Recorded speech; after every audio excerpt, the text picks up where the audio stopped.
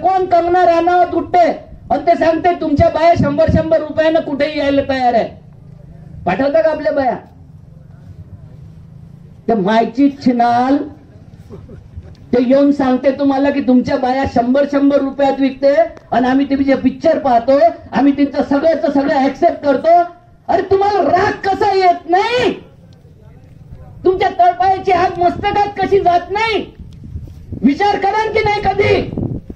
कोणी उठते टपली मारून जाते कारण त्यांनी ठरवून ठेवलंय तुम्ही मूर्ख आहे. निर्वासित आणि याचा मुख्यमंत्री रोहिंग्या आहे. त्याचा जन्मच ब्रह्मदेशमध्ये झाला होता. विजय रुपानी नावाचा गुजरातचा मुख्यमंत्री हा रोहिंग्या आहे. आणि तो रोहिंग्या सांगते त्या शेतकऱ्याच्या आंदोलनामध्ये नक्षलवादी आणि खलिस्तानवादी बसले म्हणते. आणि ते लोक कुठून आले म्हणते? पाकिस्तान मधून आणि चायना मधून. मग तो तडीपार गृहमंत्री आणि तो राजनाथ सिंग नावाचा रक्षा मंत्री काय चने फाकायला बसलाय का? बॉर्डरची रक्षा जर करता येत नसेल आणि तिथून पाकिस्तानचे हेर येत असतील, घुसखोर येत असतील आणि त्या किसानाच्या आंदोलनामध्ये जाऊन विक्षिप्त वातावरण तयार करत असतील तर मग हे चने खायसाठी बसले का? कशासाठी पाठवले होते खासदार आमदार? कशासाठी निवडून आणला होता मोदी? देशाचं रक्षण करण म्हणून निवडून आणला होता की नाही? की तुम्हाला प्रमाणपत्र देईन आतंकवाद्याचं, नक्षलवाद्याचं, जातीवाद्याचं म्हणून आणला होता निवडून? मी नागपूरमधून येतो भाऊ.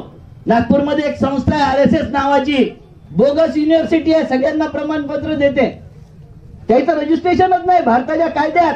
ते कायद्यापेक्षा संविधानापेक्षा स्वतःला मोठं समजते आणि ते तुम्हाला देते. शेतकऱ्यांना म्हणते जातीवादी आहे, दलितांना म्हणते हे आरक्षणवादी आहे, आदिवासींना म्हणते हे नक्षलवादी आहे, आदिवासींचे प्रश्न विचारणाऱ्यांना म्हणते हे अर्बन नक्सली आहे.